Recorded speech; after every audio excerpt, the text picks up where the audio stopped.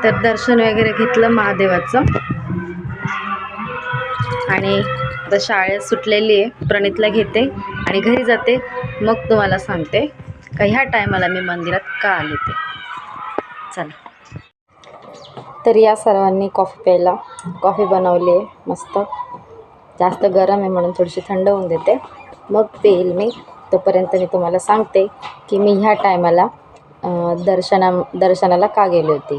तर कसं आहे ना, मी दर सोमवारी मंदिरामध्ये जाते. पहिले तर रोज जात होती, पण मग नंतरला कंटाळा, म्हणजे कंटाळा नाही म्हणता येणार, घरी कामं राहत होते. कामं करायचं हे ते. मग मी अशी बोलायची, अरे कपडे पडलेले धुवायचे, मग ते आवरायचे. गाडीचा आवाज. मग ते काम असल्यामुळे मी पटकन घरी निघून येत होती, मंदिरात नव्हती जात. मग असं ठरवलं का फक्त सोमवारी जाऊ आपण मंदिरामध्ये. तर दर सोमवारी मी मंदिरात जात होते. आणि आजच कसं झालं काय काय माहिती, आज मी मंदिरात गेली नाही. ते पण माझ्या मैत्रिणीच्या चुकीमुळे. मी तिला फोन केला याच्यासाठी, म्हटलं आज सोमप्रदोष आहे, शिवरात्र आहे, सोमवार आहे, मस्त आपण मंदिरामध्ये जाऊ दुसऱ्या कोणत्या तरी. पण तिने फोन उचलले नाही. आणि मी जे पूजेचं सामान वगैरे भरून ठेवलेली जी पिशवी होती, ती पिशवी माझी घरीच राहिली. आणि मी गेले शाळेमध्ये हर्षप्रणितला सोडवायला आणि पिशवी नेली नाही. मग मी मंदिरात पण नाही गेली. म्हटलं तर पिशवी वगैरे आणलेली नाही, जाऊ द्या म्हटलं. आणि मी कंटाळा केला आणि निघून आले. आणि घरी आल्यानंतर मी तिला डबल फोन केला, पण तरीही तिने फोन उचलला नाही आणि मी विसरून गेली मंदिरात जायचं. तर विसरले. मग आत्ता 2 वाजता मी हर्षला घ्यायला जाते. तर तेव्हा गेली. जाताना तर काय नाही वाटलं मला, पण येताना अरे बाप, अर्शू पण होता सोबत आणि रस्ता पूर्ण सामसूम होता तो. त्या रस्त्याला जास्त काही कोणी नसतं आणि इतका डेंजर आणि इतका मोठा होता ना, माझ्या डोळ्यातूनच डायरेक्ट पाणी यायला लागलं. आणि ओरडत होती ना मी, कारण मला भीती वाटली. मग समोरून एक गाडी आली आणि ते सांगत होते का तुम्ही ओरडू नका, शांत बसा.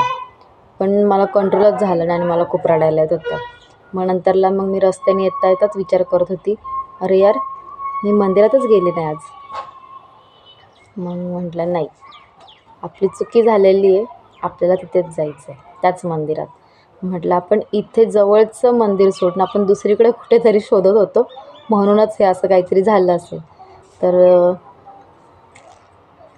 परत ही चूक नाही होणार बाबा माझ्याकडून आणि मी करणार पण नाही ही चूक. काही हो, समजा दुसऱ्या जरी मंदिरात जायची वेळ आली किंवा मला जायचं असलं ठरलं, तरीही मी ह्या मंदिरात पहिले जाणार म्हणजे जाणार. कारण दर सोमवारी जाते आणि ह्याच सोमवारी गेले नाही आणि असं ठरवते का तिथे नाही जाऊ आपण, दुसऱ्या कोणत्या तरी मंदिरात जाऊ, असं तसं काहीतरी. मग म्हणजे मी असं विचार केला, मस्त मंदिरात वगैरे जाऊ, मस्त शूट वगैरे करू, फोटो वगैरे काढू, ब्लॉग पण बनवू. पण नाही. आणि तो शपथ सांगते इतका मोठा होता ना, मी तरी पहिल्यांदा बघितला एवढा मोठा साप. मी मोठा काय कधी छोटा पण बघितलेला नव्हता असा रिअलमध्ये.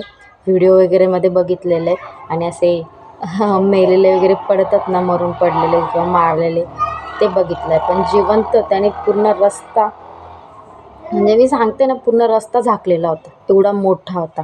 आणि जाड पण म्हणाल तर इतका तरी जाड होता तो, असा इतका जाड होता.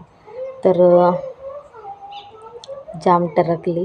घरी आली आणि म्हटलं नाही, 4 वाजता जेव्हा आपण प्रणितला घ्यायला जाणार तेव्हा आपण मंदिरात जायचं. मग नारळ वगैरे घेतलं दुकानातून आणि मंदिरात गेली, क्षमा मागितली, बाबा असं नाही होणार परत कधी.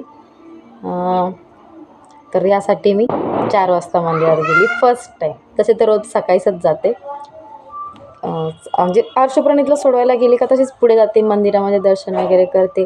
शूट नाही करत, कारण तिथे ना पब्लिक असतात, मग त्यांना असं ऑड नको ना वाटायला का बा आम्ही व्हिडिओमध्ये येतो आहे. काहींना नाही आवडत, त्याच्यामध्ये मी शूट नाही करत. एकदा दोनदा केलं होतं जेव्हा आम्ही मंदिरामध्ये कोण नव्हतं तेव्हा.